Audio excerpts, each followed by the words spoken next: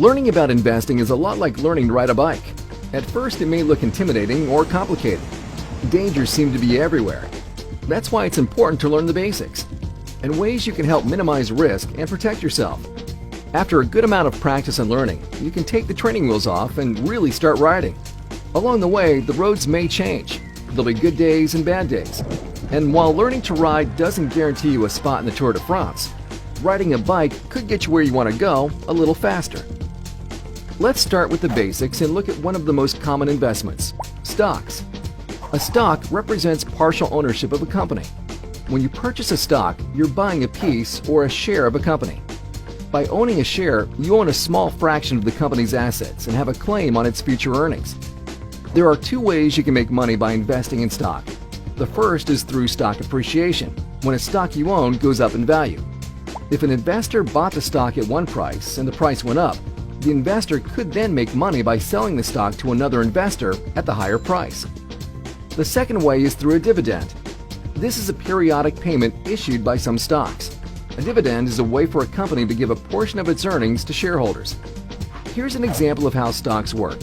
Suppose there's a company called Bull Flag Cycling. This company makes bikes, really good bikes. The bikes are so good, in fact, the company wants to expand, so it can sell more bikes to people all around the world.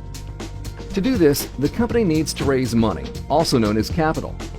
There are a few ways this company could do this. It could take out a loan, but that would mean taking on a significant amount of debt. Or it could issue shares of stock. By issuing stock, which is called going public, the company can raise money without going into debt. Instead, it sells shares of ownership and a claim on future earnings to investors. So let's meet a typical investor.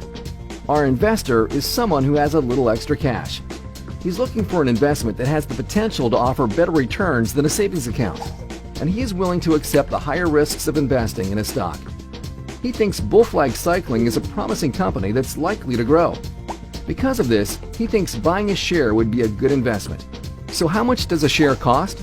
Suppose the company decides to raise $1 million, and it decides to issue 1,000 shares of stock.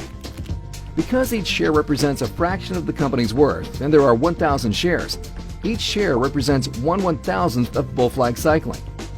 Because the company is raising $1 million at the initial public offering, or IPO, each share would be initially valued at $1,000. Let's suppose the price doesn't change after the IPO, so our investor purchases a single share on the open market through his online stockbroker for $1,000. Now, let's see what could happen to his investment. If the company does well and profits increase, the value of the company is likely to go up. As a result, the stock price may increase as well. Assuming the price of the stock goes up, our investor could now turn a profit by selling his shares to another investor in the stock market. However, if the company's ventures don't go as planned, its value could decrease, and so could the stock price. If this happens, our investor could lose money if he decides to sell at the current price. When it comes to investing in the stock market, the basic goal is to buy when prices are low and sell when prices are high. But stocks in the stock market don't always go up. Sometimes they stay the same, and sometimes they go down. And sometimes prices change quickly. Because of this, stocks are considered riskier than other historically safer investments such as bonds or CDs. However, investors keep coming back to the stock market. Why? Because with this increased risk comes the potential for greater returns. Savvy investors take precautions to try to minimize risk, like creating an investing plan, adding diversity to their portfolios by investing in a variety of companies, putting money in other investments besides stocks, and learning trading strategies for up, down, and sideways markets. Now you know some of the basics about investing in stocks, but that's just the beginning.